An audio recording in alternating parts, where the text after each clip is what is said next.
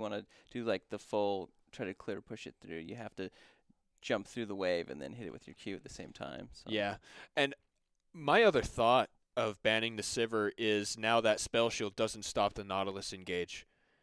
I think that's actually really important in the laning phase and later on when you're trying to start big fights and you target a carry. You know, that Spell Shield will stop either a Dredge line or the Depth Charge. Yeah. And so I like that being taken away. I also love your point about the wave clear. I don't think there is another carry who can really match the wave clear and shove of a Sivir. No, I mean, Caitlyn does pretty well, but Sivir still out wave clears her as the game goes on. I mean, she's one of those ADCs that I was listening to Sneaky and Double F talk about how they like playing her because it doesn't matter if you get smashed in lane because you just go farm and you'll out farm them as the game goes on because you can insta clear waves. So, speaking of clearing waves, I like the Orianna because of the ability she has to do so, but also the Sylas. I think Sylas is a lot of fun this game. Look at just 3 out of 4 picks for Garcrush have excellent ultimates to pick. I know that's what everybody talks about when Sylas comes up, but it's a really cool thing. It's the Udyr ultimate, man. You steal that one and you just run around like a phoenix. No, but I think it's interesting. I haven't ever seen him use Samira's ult, which I think would be interesting for him to do because he's pretty good at diving in and doing damage. And then if he can just do a ton of AoE over everyone, I think that would be pretty interesting. And then he can steal Nautilus's ultimate and the Akali. Sorry, yikes. Back to that. I've been playing her with her new changes, and it's interesting how they changed her. But I'm finish with Sylas first. He can steal Nautilus's ult as well, and immediately ult your backline and get it engaged. And then Hecarim can wait for that to go. Then he doesn't necessarily have to be the straight engage to go right in. So he's got a lot of good ultimates to use, but Akali's interesting. Yeah. So like one of the changes is her Q. Right. It has really high energy costs at level 1. Okay. So you can't spam it. Like normally you could throw 2 quickly down before they change it. Now you're like 1 and it's like I think it's 170 energy use. Oh gosh. It's high. It's like 170, 160. I don't remember the exact number, but it's really high. So you throw it and you're just waiting for all that to regen. But as it goes, as you level it, it uses less energy. Is it weird that you gain energy by attacking and moving instead of losing it, like getting tired? Well, gaining energy, you just sit there and it comes back. That's what I'm saying. Energy. Well, yeah. But if you're running, you shouldn't gain energy. Maybe she's drinking an energy drink. Maybe. We'll see. But if you remember back, I was talking about there are 2 weighted matchups in this game. The first was mid lane, and I at least think that it is Ataris favored for the side of Keep Your Summoners. But the top lane, in my opinion, is very Garcrush favored. Kalista has shown more depth, more skill. Like we said, we've seen Sam and Pony on the Cho'Gath and the Malphite, and then to jump immediately to Sylas, who is like on the exact opposite scale of skill ceiling. Maybe or it's skill a pick floor. He's been waiting to bring out for when his band. Yeah, the band's you know what? hit him. Who the heck knows? I think that would be a great storyline, but this surprised me, and it makes me even more interested because the Kalista picked Akali specifically into it, and I am drooling almost to see how these 2 matchups go, because those are the 2 more important parts. We can look through and see Cheesebreaker and Crunky have had relatively similar amounts of pressure through the game. Bot lanes do very similar things, but it's these 2 solo lanes that are so different for these teams, and it just makes such a fascinating story in my eyes. One thing I like about the Orianna pick is she has like multiple good targets to deliver the ball. Like you put the ball on Akali, and she can just ult in to their back line, and as long as you keep your range good, you can hit the whole team or just even the back line and blow them up instantly. Yep. I mean, you got Nautilus. You can put on him when he gets a dredge hook. You can put on Samira, speed her up into the team, and then all those ults together. I mean, Keep Your Summoners has more of a let's just hard dive on your team. Like Yone can do it, Kaisa can do it, Leona, Hecarim, Silas when he steals an ult, he jumps in. Like their whole team is about just everyone diving at once. But with the other team, they do have some dive, but a lot of it's like run up on you. Like Nautilus doesn't just immediately dive in you like Leona can, right? Right. Like he hooks you or he ults you, and then he kind of gets in there and slows you down. So it'll be interesting to see how the differences and how you use your dive on these teams works, and which one like is going to coordinate better, because they both can get on top of you. Udyr, he kind of wants to run around and slap things and get in there, but I don't know. I find it interesting with the champions Samir and Akali having an Orianna in the game, and how if they can get one of them to get into the team and actually deliver the ball and ult at the same time, I think that would just be really awesome to see. Yeah. I think that Udyr is another great target for the ball. Just I want to ask you who you think would be faster. Hecarim using that E, or Udyr with the bear stance, chem tank, dissonance. Well, most likely Crunky will build chem tank. It's been the standard build on Hecarim too. So unless he wants the Divine Sunderer. Yeah. I don't think he needs popular. it for this one, though. Nautilus is never going to be, like, a mega tank because he's a support. And Akali's squishy, Orianna's squishy, Samira's squishy. I think he just needs to get in there and take all that damage that Orianna, Samira, and Akali can dish out and just disrupt the team. So I would suspect he'll go chem tank because he still does a ridiculous amount of damage with chem tank early when he pops that. Well, yeah. So... and then later on, you want him just to be a tank and absorb things towards late game anyway. So I would suspect that because there's plenty of damage. He doesn't really need to be a damage dealer. A frontliner would be better and a disruptor. So yeah, I can see that. So he will be the faster of the two.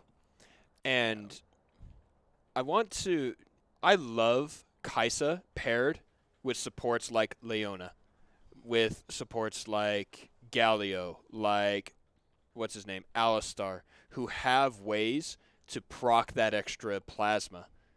Yeah, it's one of my favorite things. She just comes from across the map, and her front end burst is really good, especially with the new items for the season. So, and even without jumping across the map, you're right. Later in the game when you have that ultimate and you can really throw it down, it just getting 5 hits can take so long. Especially if your lane opponents are, weaving in and out correctly, are putting pressure properly. But then when Leona jumps in, uses her Zenith Blade, that's 2 stacks. And then he hits them with the shield, that's another 2 stacks. You just need to auto attack once and you get that giant burst. Yeah, a lot of the times they'll go in too, and they'll get in close, they'll hit their Q, fire all the missiles, and then they'll hit with the plasma charge because that puts stacks on 2, and that'll proc it right away. Exactly. So you'll get a ton of burst right off the bat. And so you're so low, she just kills you with a couple auto attacks. Yeah, so. I love it. I think it's a great combo. I think that's really good intuition into what that champion's supposed to do. And so what I want to see is when Leona jumps in, I want to see the Nautilus instantly attack the Kaisa. We've seen that multiple times. What was I can't remember the matchup, but it was something very, very similar where when one of the teams engages, you just instantly jump on the carry and stop all the damage. Yeah. I want to say it was these guys, wasn't it? Wasn't it this? I'm not sure. We've watched so many games, I can't pick that one out. There's been a lot of Kaisa I've watched in this series and LCS and all that. So that's fair. Yeah, because if she dives in with her ultimate and you just let her do her thing and you don't immediately just turn on her, I mean, she's probably going to blow up your carry. Yeah. You've got to be ready to counter that dive if you can. I mean, it just depends. It depends on your positioning as well and how you're playing it, game states. But I mean, I've seen Kai'Sa's dive in and just get popped. Yes, just instantly. Were you watching my game? Probably. Yeah, that's what happens when I try and play Kaisa. I'm like, yes, I've seen people do this, jump in with the shield, and like I don't even land and I die, and it's like, the heck, man. They just turn, blow you up, and you're like, oh, I didn't get to live my fantasy. No, not even close. But we will see which of these teams will live their fantasy of getting first place. Wait, they're both invading the same Oh my way. gosh, this is going to be incredible. They see each other. All 10.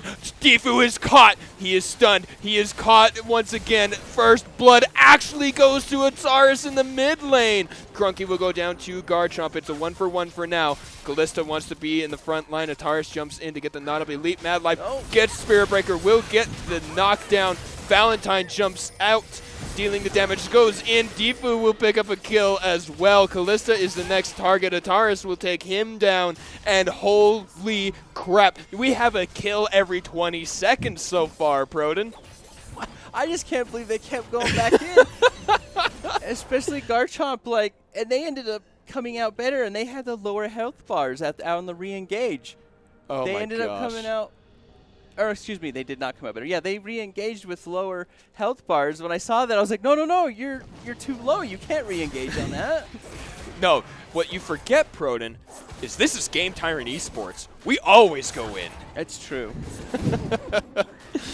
Fascinating stuff. Something we forgot to mention, like the beginning part of this game is going to be all the more interesting with all these kills and these buys and everything, but I want to remind everybody, these teams tied at 6-1, they are the first and second place teams. We just don't know in what order. And that's why this match is so important, because one of these teams will be first place, and like you mentioned, will get to have the easier setup in the postseason. And it's so much fun to talk about stuff like this. Yes, Spirit Breaker and Difu are really paying forward and aggressive. They want to get this lane shoved in. So they pick up level 2 first. Look at this, though. Callista already level 2 in this matchup that should be in his favor. I still, it drives me crazy when I say Callista because that's a champion name. It freaks me out. It'd be like if Garchomp named himself Syndra and he was playing Orianna. It would just ruin my day. But with those kills, look at this. The engage goes down onto Valentine. Mad Life goes back onto Difu. They don't get to do anything further. Does they proc it? Oh, they do. The chunk of damage. Difu rooted underneath the turret. Will take one shot. Valentine jumps forward. Has one more auto attack ought to do it, but Spirit Breaker will get the kill onto Valentine with the Shield of Daybreak assistance from Difu. Oh, the passive coming off on Callista does the percentage of missing health. It's an execute. So the more you're missing health, the more damage it does, and it just gets the last auto attack to proc it and gets the kill. Nice crash up here on the top side. Callista's going to shove that in, but will remain in the lane instead of grabbing a little bit of vision. I don't think this is the wrong thing, you know, keeping an eye on Salmon Pony, but Cheesebreaker is here to fight Ataris. Garchomp will throw autos and a command attack, but Ataris gets out nice and easy. Nothing really burned there, and that's it for that fight in the mid. Yeah, just gets that last Q on the wave and is able to use the dash to get out before any real thing can be done. Here's the jungler back up right there too, so most likely nothing was going to happen. Yeah. So, already 4 minutes in, we have 7 kills. This is about a 1,500 gold advantage for Keep Your Summoners as they go in onto the Elite Mad Life. That's a lot of crowd control. Valentine, for some reason, wanted to stay and fight, maybe pick up a kill, but does jump out, and he is safe. But this is not looking good for Garcrush's bottom lane, and I stand corrected, Proden. That's where everything is going to happen, not mid or top. We probably won't see we probably won't see the plays top until Callista hits 6, and she has that all-in potential to just one-shot you. Speaking of all-in potential, Difu goes in once again. Valentine does have the exhaust, slows down Spirit Breaker's damage until he can come in, but Cheesebreaker found the kill up on top for Salmon Pony. Oh, a nice block there with the W. Spirit Breaker unable to pick up that kill after flashing in. That's a nice dodge out and force of a summoner spell. And really low on health right now, but he doesn't want to give up all that. You know, the wave and the gold. He stayed way too long. I was just about to say I was about to say how it's greedy to be that low and stay there. Well, and to use your passive to be in melee range, man, you're a ranged carry. Like, you do get the bonus damage and everything when you use the sword, but use the gun for Pete's sake. Don't let Leona jump on you. Yeah, this bot lane's looking pretty rough right now. I mean, the support and the carry both have 2 kills apiece. Oh gosh, Kalista dealing so much damage here, has the flash available, swinging that comma around. Once Kalista hits 6, that's a dead salmon pony, I'm pretty sure. Yeah, you can pretty much just press your ult twice to kill him. Oh, but he knows better. Ult. I'm surprised he just didn't ult right away. I mean, I just missed he was in range, but it looked like he was in range because that would have pretty much been an insta-kill. I mean, I don't see Silas. I mean, he is going to get a large chunk of health off that, but... Valentine up too far once again. Crunky is going to throw him back. He flashes away, but why even bother flashing Spirit Breaker on a killing spree? They are really crushing this bottom lane, Proden. You know, this game is slowly not turning into the competitive match we thought it was going to be. No. They're really snowballing that lead. I don't know, man. Maybe Garcrush figured that they have a better chance against Mikasa dudes instead of Cloud9. Who knows? But yeah, or maybe you know what it might be. Garchomp and Valentine traded their power spikes. Because I'm memeing a little bit.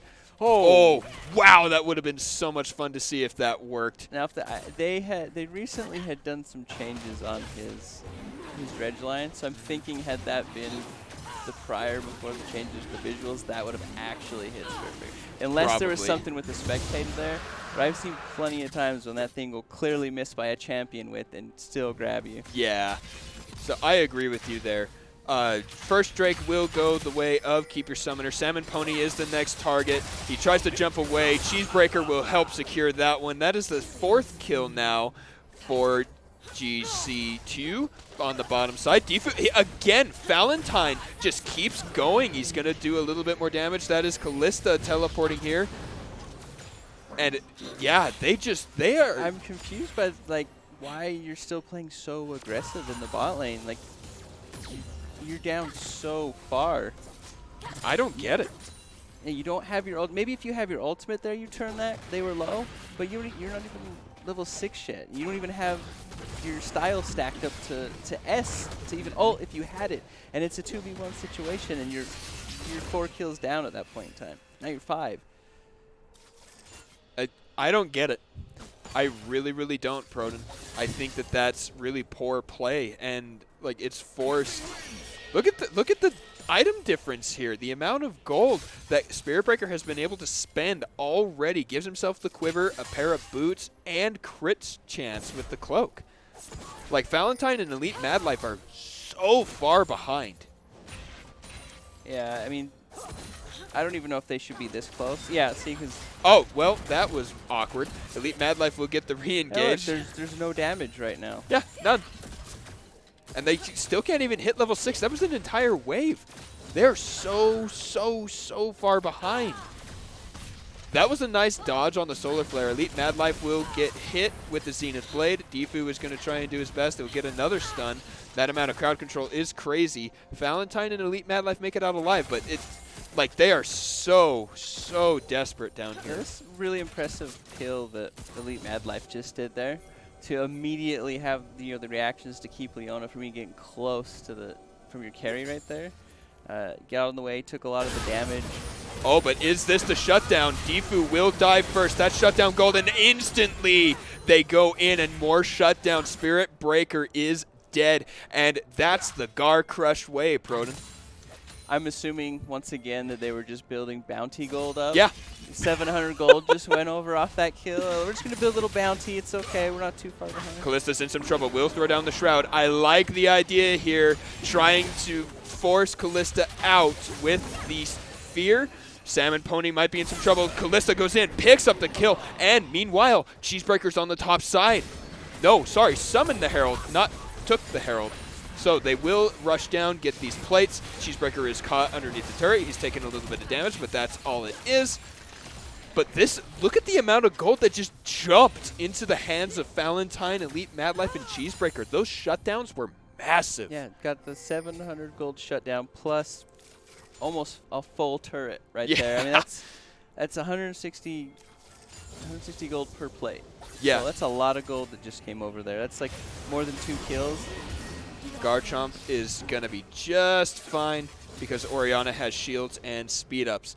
But I like the way Garchomp's playing.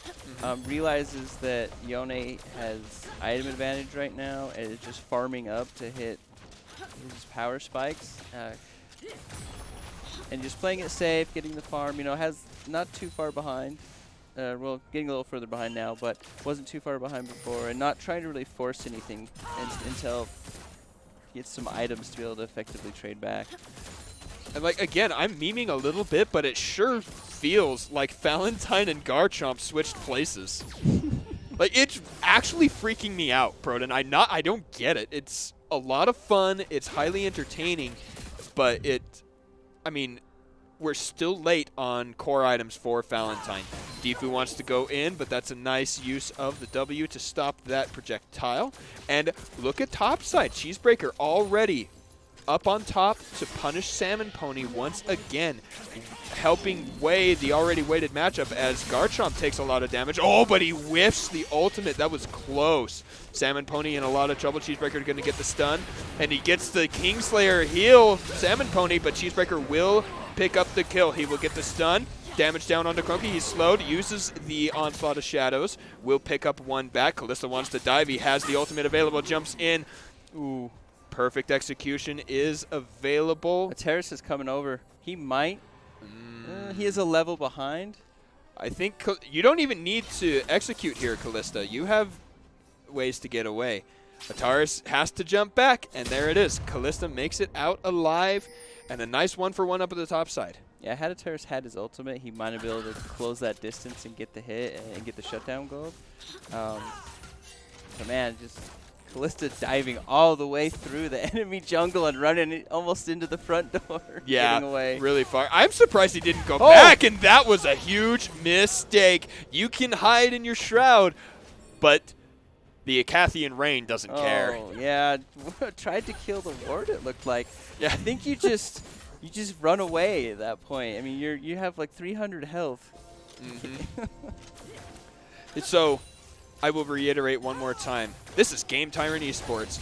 That is a nice engage there. Huge crowd control down onto Valentine. He's going to try and do his best, but it doesn't matter because Spirit Breaker is so far ahead still. And the gold swings back the other way. Exactly. Yep. No. Oh, Cheesebreaker might be in some... That was awkward. He attacked the ward. He got the charge on the ward. Oh, that was weird. Yeah, Udyr just like watches him fly by. He's like, okay, bye. I'm out of here. So would that make him a Pegasus instead of a horse? I don't think so. All right. Yeah, no wings. He flew, but he's a disco arcade horse right now. He's dancing okay. in there. He's not All the right. demon horse today. I like that. Inferno Rift has come online. Pardon me.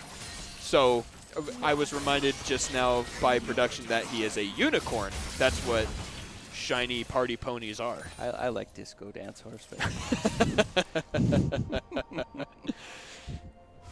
Pardon me. And hey, let's take stock of mythics that are built. Oh, that's Divine Sunderer on Crunky. Oh yeah, he didn't go the okay. I mean that's probably just Crunky's preferred build. And that's fine. Yeah. But it's interesting to see because we discussed the pros and cons of it. Like, who are you actually going to gain advantage from that? Is it just because the sheen effect is too strong? What's the... Yeah, it's just really good. Any sheen items are really good on Hector. Challenging Smite means Salmon Pony will deal less damage and take extra. Ooh, but that was a nice route there. Cheesebreaker in trouble, gets hit with Yone's ultimate. Gonna get the stun and try and run away. He is quick. If you jump into the turtle stance, he doesn't do it. Kalista now in the shroud, has to jump away. Ignited, jumps over with the blast cone, and will make it out alive for now. Salmon Pony on the chase. He jumps in with the second cast of the flawless execution. And Salmon Pony is getting nearly desperate. Meanwhile, on the bottom side, there's another fight that's a stun down onto Elite Mad Life, trying to do his best. And here we go. Spirit Breaker is super low, but it is favor of keep your summoners. Wow, that was so awesome to see. I wasn't sure who was going to win because Kalista got her ult off and all the damage, but Leona, Defu just played it really well, just keeping in between to block the, some of the extra skill shots coming in there, making sure she took some of the damage so Spirit Breaker could get his damage off without dying with that little bit of health left. I don't think our fights are going to stop on the bottom side until the game is over. Like, they took a turret and still went that far. Garchomp is the target here for Defu. Cheesebreaker's here. It's a 2v2. Crunky jumps back in. It's a 3v2. A Salmon Pony gets the kill onto Garchomp. And this is not the Garcrush we expected coming into this match. They are very, I'm going to use a word, Proton, discombobulated. I was going to say they're very scrappy, but okay, that works. I like discombobulated. Yeah, it seems the cohesion and what brought them to this point in the regular season to be contending for first place is not happening. Yeah, I don't think we've seen the Garchomp bot lane like this eager to fight nonstop in any of the games before. I mean, we've seen them fight, but that. Valentine will get killed. Ataris on a killing spree. This is what we expected out of Ataris. Like, that's pretty typical, but man, I like it. It was clean. It's just interesting to see the difference in play style. It's not their normal. So what needs to happen to get them back into this game? Because they are still 5,000 gold down. They're down 10 kills. They've lost 2 Drakes. They almost got first turret, but are now down 0-2. Oh, but Cheesebreaker's here with Garchomp. They get the stun. Ataris will jump over the wall, but he doesn't have a whole lot of places to go. Gets the stun onto Ataris. He gets to follow. Cheesebreaker is here, but so is Spirit Breaker. The ball is in the brush. Cheesebreaker gets hit with the Acathian Rain. Nice shockwave, but it doesn't do a whole lot because they had already ended. Kalista caught with the Zenith Blade. Kalista jumps forward, trying to get some damage down onto Crunky. Valentine is here. They jump in. In goes the Onslaught of Shadows. And this is just Garcrush fighting with no reason to fight because Keep Your Summoners is so far ahead. Yeah, they're so far behind now that it's actually harder for them to straight fight up, team fight with them because the damage difference in the carries is so huge. I mean, look at Spirit Breaker's items compared to Valentine. Very, very lacking. That's the defensive lifesteal build for Valentine instead of the high damage, which I think is okay because you scale so well with that lifesteal and getting that shield. You, as a carry, you want to jump in. You don't get your own shield like Kalista does when you ult, and so I like the choice, but like you said, just the sheer amount of damage coming out of Spirit Breaker is unmatched on the entire side of Garcrush. And I mean, Ataris is huge, 4 kills. He's pretty much to the point where he'll one-shot you. He might have to auto-attack you a few times, but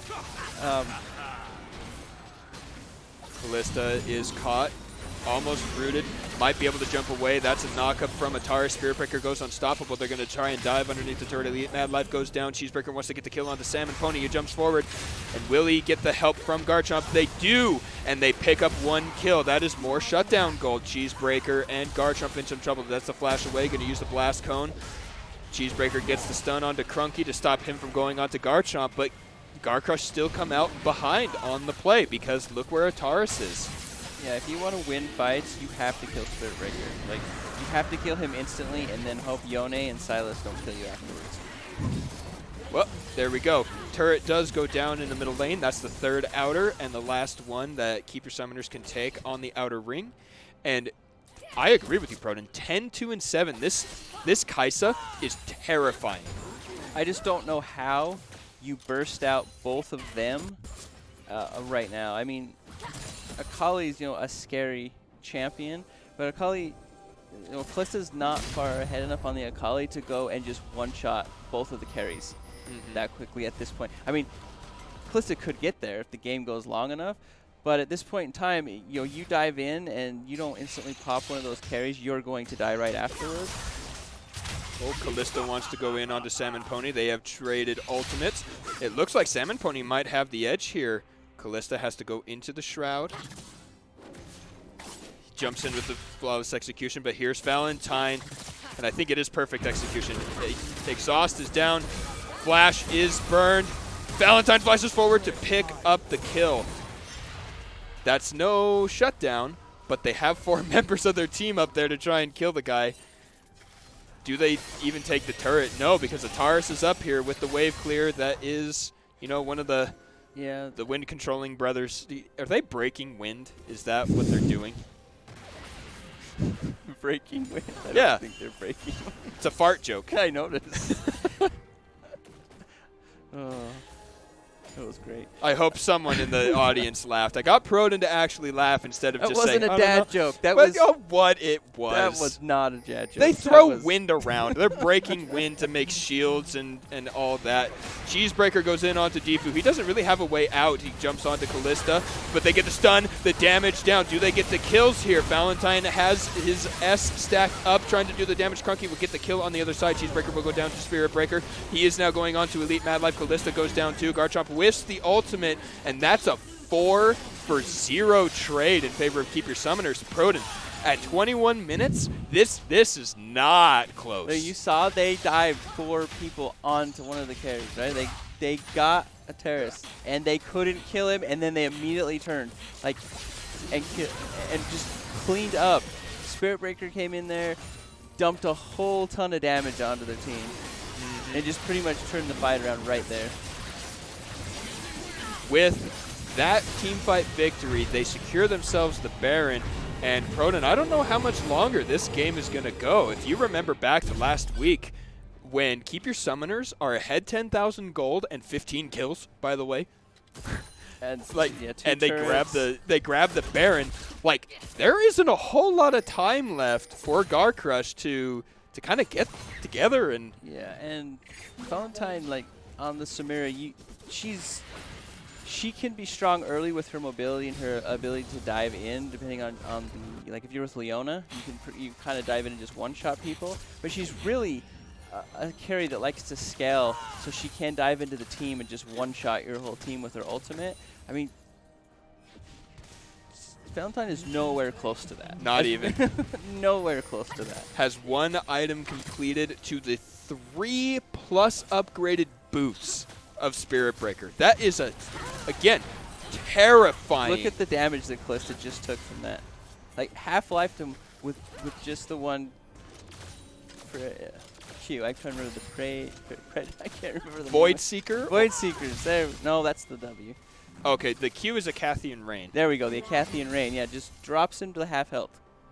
Right there. It has to go back to base. Ataris is taking this turret here. I don't think Callista can just fight him. And they're putting good use with this Baron buff. And I'm pretty sure this is close to the end of the game, Proden. We're only 24 minutes in. They're shoving on multiple lanes. They are taking a fight here. Garchomp will get an ultimate. It won't do a whole lot. Cheesebreaker is stuck in the middle underneath the turret. Goes Garchomp. He is still alive, and they actually get the kill onto Salmon Pony. Crunky now underneath the turret. They have some damage. Defu goes under. Taking turret aggro will go down. Spirit Breaker is caught. Flash forward. Dredgeline doesn't land. Cheesebreaker is running around the side. And they go in. Do they get the shutdown? Not onto Spirit Breaker, but they will kill Crunky. But on the top side, Ataris is just going to take an inhibitor. He's like, okay, you go bye-bye, guys. Watching Cheesebreaker walk around the corner and just get blasted right in the face. Like somebody just turning and walking into a door to me. Yeah. And this is Soul. Oh, no, it's not. This is Garcrush. Do they secure it? They don't have their jungler there, and Spirit Breaker deals a lot of damage. Valentine and Elite Mad Life need to do what they can. He keeps him away. Will sacrifice himself? Probably. It's a 2v3, and that means nothing. They stop the Soul, but give up 2 more kills to Spirit Breaker. We can see that KDA, more like K what A?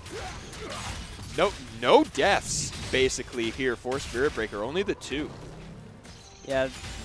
Just the constant fighting, I don't think, is their game, and just doing it just from the start. They didn't even get their themselves to have a chance to use their macro around the map to actually win the game. I mean, that's normally how they win these games. It's not by constant scraps. Yeah, I don't know what came over them. It's really weird, but let's also look at it this way. Keep Your Summoners came here to prove that they belong in first place. They've dropped one game, right?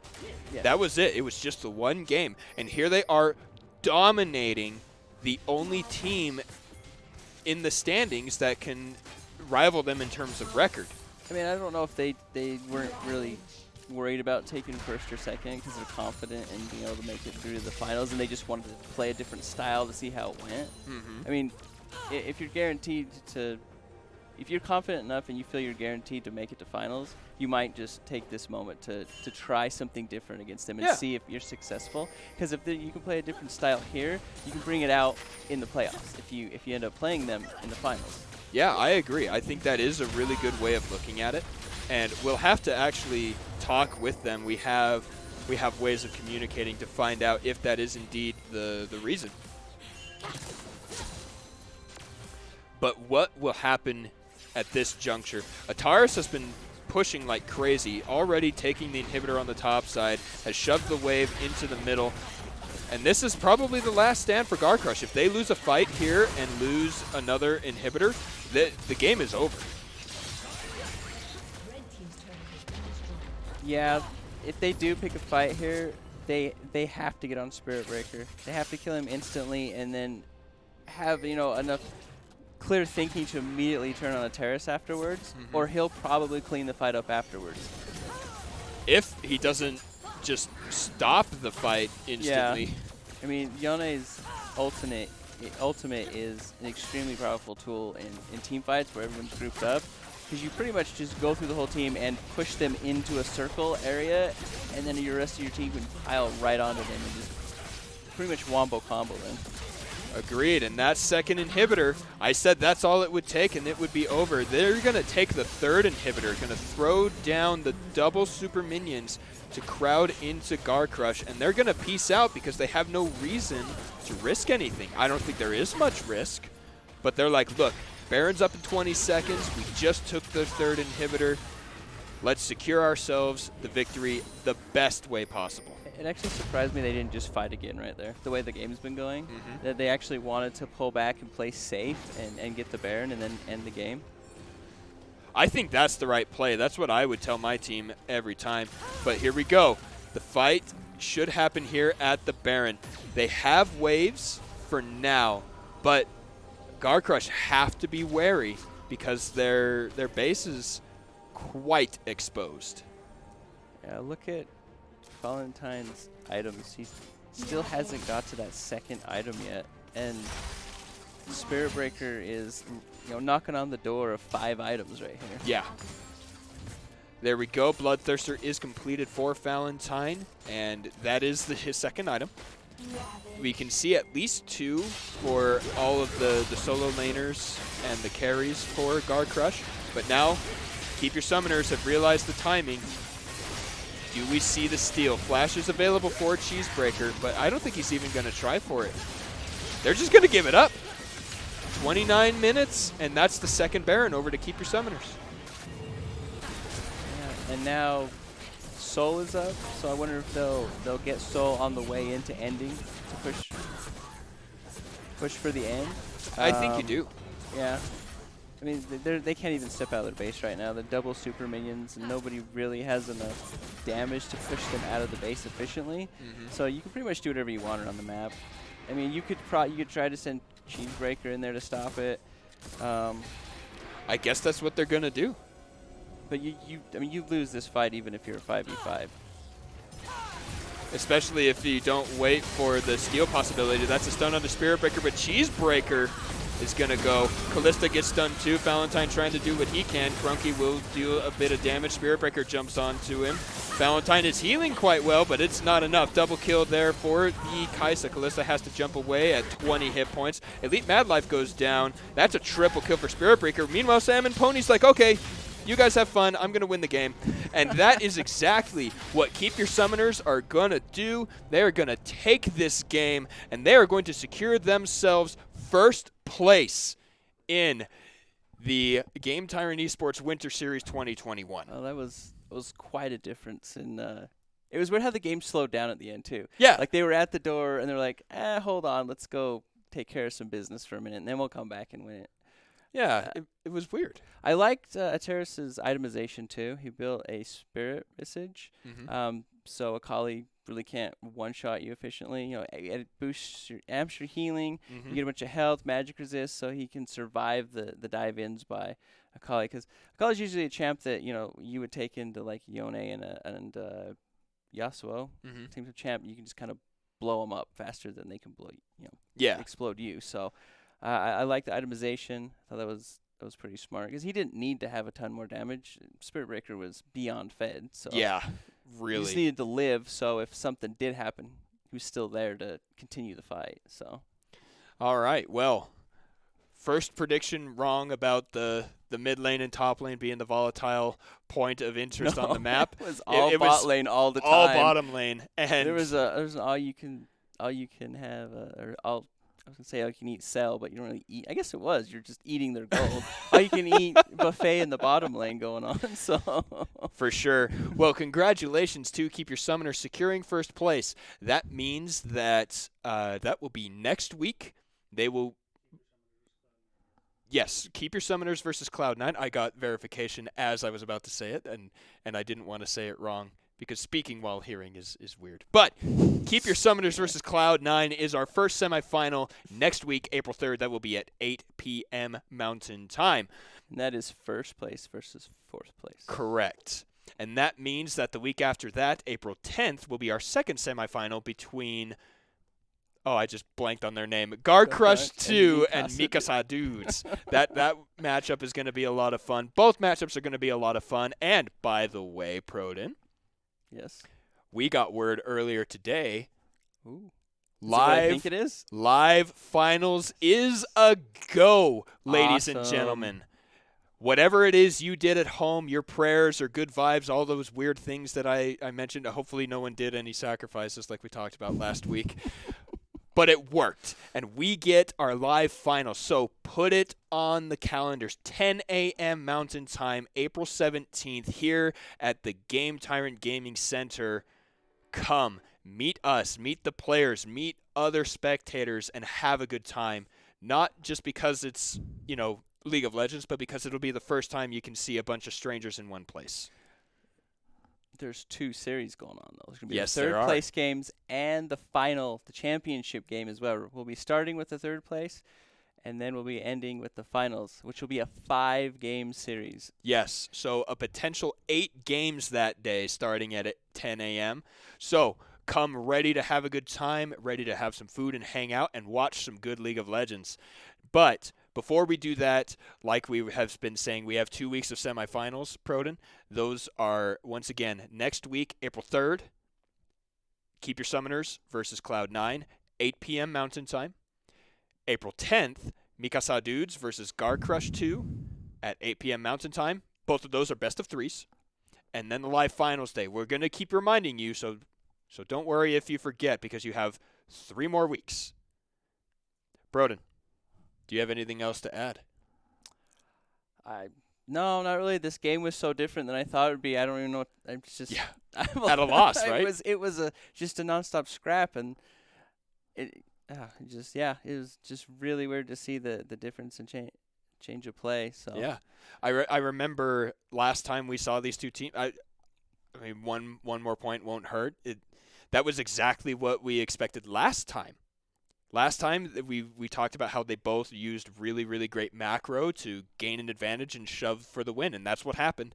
But then this game was just so uncharacteristic of these teams. I will say these teams, but it is what we end up getting here at the GameTyrant Esports It's series. a nice surprise, though. It's I agree. Nice to see people play a different way. So for sure. Whether it works or doesn't. Well, that'll do it for this broadcast tonight. Congratulations once again on first place for Keep Your Summoners. And that'll do it for not just tonight, but the regular season. Playoffs start next week. We've told you about that enough. So, on behalf of the players, the casting team, production crew, everyone over here at the GameTyrant Esports Winter Series, we want to say thank you once again for watching, and good night.